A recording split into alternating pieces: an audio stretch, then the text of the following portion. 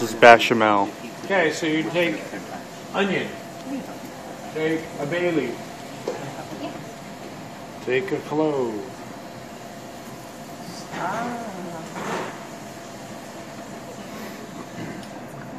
So you're pinning the bay leaf with the clove to the onion.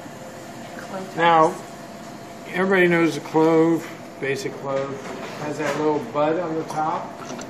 When you push it in, if you break it, make sure you dust it off, because that powder, clove powder, will overwhelm your sauce. Okay? So, now, here's the really hard part. I don't know if I can do that. So how much do you need to measure?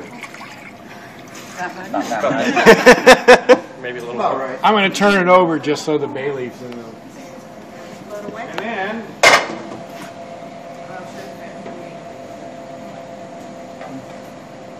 bring it up to simmer. So that's whole milk? That's right. Well, this is whole milk, but it can be skim. It can be 2%, 1%, doesn't matter. Does it make a difference on the flavor? Depending Well, it'll be a little richer, but we're going to be adding a roux to it, so And that's your mother sauce over there? it will be. It will be. It's just the start. Okay. So, what I've done is the onion, bay leaf, and clove together combination is a cloute. C-L-O-U-T-E. Clout. Clout. French is Cloute. weird. C-L-O-U-T-E. Cloute. Put in cold milk. Bring the milk up to temperature. Let it bubble on. Get some flavor. Suck out the flavor. And you're going to fish out the cloute. Goes in the compost. And then I'm going to thicken it with what kind of roux? White roux. Oh, I just happen to have white roux. How did that happen? I mean, meanwhile, back at the ranch, if we look at my stock here, it's coming along nicely. Oh man, that smells really nice. It does. Let's look at. And you can see all the meat is kind of cooked on the bones, kind of pulled away from the bones a little bit. Whoever cleaned these fish did a really nice job on taking the fillets off. It's ironic, round fish have 2 fillets, flat fish have 4 fillets. It splits right at the backbone, so you get 1, 2, and then on the other side, 1, 2. Where on the round fish, you got both sides. No lateral. So they're much smaller, obviously. So we're going to be straining that out. Now, again, along with the idea of not agitating the stock, I'm going to ladle out the stock, and I'll ladle through chinois. And then I have to Cool it. cool it. But first, I'm going to make a velouté out of it. 6 hours. No, I don't have 6 hours. What do I have? Tell me.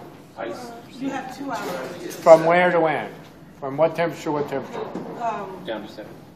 2 hours to get it to 70. And then another 2 hours to get it down, or another 4 hours to get it down to 41. There you go. So a total of 6 hours, but if you don't make the first 2, no, what do? What if it's not down to 70 in the first 2 hours? Bring it back up to a boil. You bring it back up, well, you don't have to bring it to a boil, 180, 165 for 15 seconds, then you start cooling it again. How long do you freeze your stock? Oh yeah. You can Okay, and how long do you like to keep it in the freezer? I mean, will you keep it in the freezer before you feel like it's... The general... Could you do stock cubes too? Yeah, you can do stock cubes. That's where you put in nice cube trays, then pop them out. That's a smart way to do it because it melts very quickly. Yep. Before I make it cubes, though, I would reduce it so it's a little more concentrated before that. So your answer would be, generally people say 6 months. That's what I've done. But if you cryovac it, that heavy plastic seal, years, mean, if it's sealed in cryovac, because you're not going to get any freezer burn because there's no moisture escape. Freezer burn is where moisture escapes from the tissue and it actually kind of burns. It gives it an off flavor. It's not unhealthy for you. It's just not very colorful. Anything over a year, you shouldn't.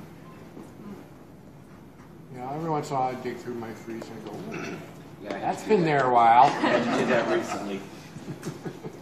And, you know, if it's done properly, chances are it's fine. You know, if it's sealed, the whole thing is moisture loss is the problem with freezer stuff. If it's not wrapped properly, you get the freezer. So you don't want to agitate the milk of the... Well, it doesn't mean there's nothing really to do. Just let it do its thing? Let it come up to a boil. So, since you're impatient, I'll figure it out.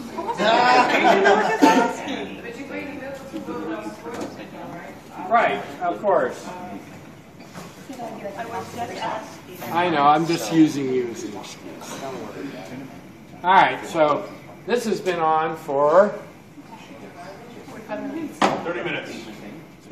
it's been simmering for 30 minutes. So at any time I can take this off. So I'm going to go get the stuff to do this real quick.